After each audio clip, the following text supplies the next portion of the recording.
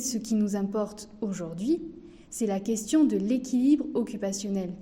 En tant qu'ergothérapeute, je pense que... Quoi? Moi je sais. C'est le truc avec les plantes.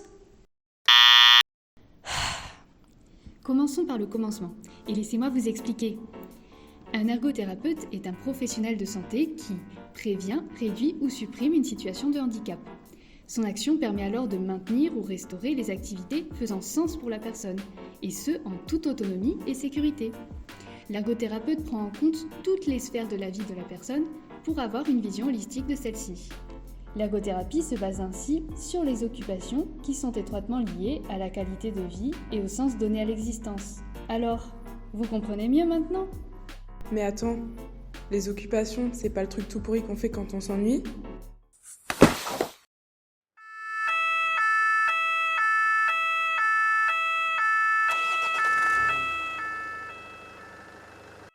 Pas de panique, je prends le relais.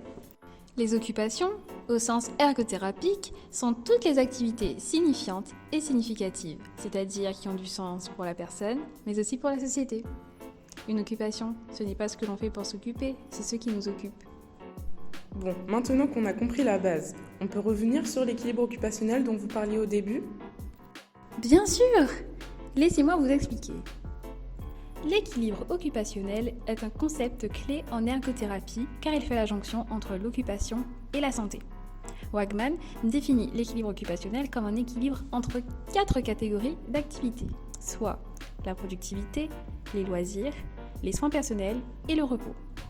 En effet, l'équilibre occupationnel est un équilibre dynamique, mais c'est aussi la représentation qu'en a l'individu qui évolue selon un continuum allant du déséquilibre à l'équilibre occupationnel. Et la notion d'équilibre fait écho au processus dynamique qui émane de ce concept et qui cherche perpétuellement à se stabiliser. Et en français? Je crois que tu les as perdus là. Bon, c'est pas grave, on reprend. Ce qu'il faut d'abord savoir, c'est que tout le monde n'est pas d'accord sur le sens d'équilibre occupationnel et qu'il existe plusieurs approches. On en identifie 3 principales. Premièrement, on a l'approche classique de Wagman que ma collègue expliquait.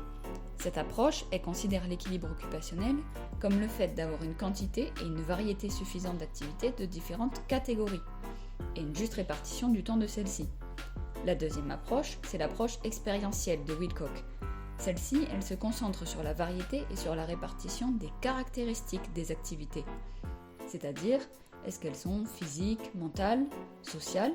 Est-ce qu'elles sont choisies ou obligatoires, exténuantes ou relaxantes? Enfin, la dernière approche, plus récente, s'inscrit dans le cadre du modèle de l'équilibre de style de vie, qui a été développé par Matuszka et Christiansen. Dans ce modèle, le concept d'équilibre y est défini comme étant atteint lorsque les interactions entre les occupations de domaines différents, les rôles, les valeurs et les contextes de vie sont satisfaisantes. En fait, ce dernier concept, il est plus global.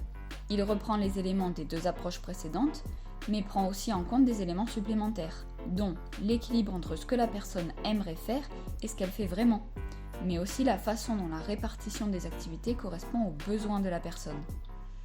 Au final, ce qu'il est important de retenir, c'est que quelle que soit l'approche, l'équilibre occupationnel est une notion subjective et individuelle. Et comme disait ma collègue, c'est un processus dynamique, c'est-à-dire que ce n'est pas quelque chose de stable. Notre activité et nos besoins changent constamment, donc le point d'équilibre varie également au cours du temps. Vous avez compris ?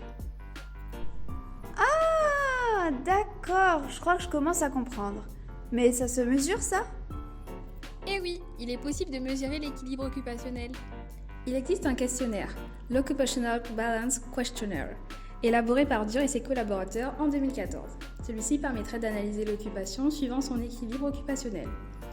Le questionnaire de l'inventaire de l'équilibre de vie, de Matuszka datant de 2010, pourrait également être utilisé. Celui-ci permet d'évaluer l'emploi du temps des personnes par rapport aux activités qu'elles réalisent et de savoir si le temps consacré à ces activités leur convient.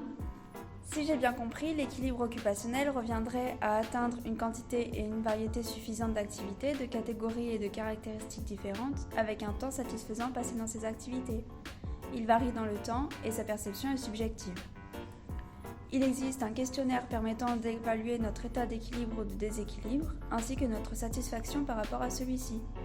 Et lorsque l'on prend également en compte les valeurs, souhaits, attentes et besoins de la personne, on s'inscrit dans l'équilibre de vie. C'est bien ça ? Et vous, vous avez compris ?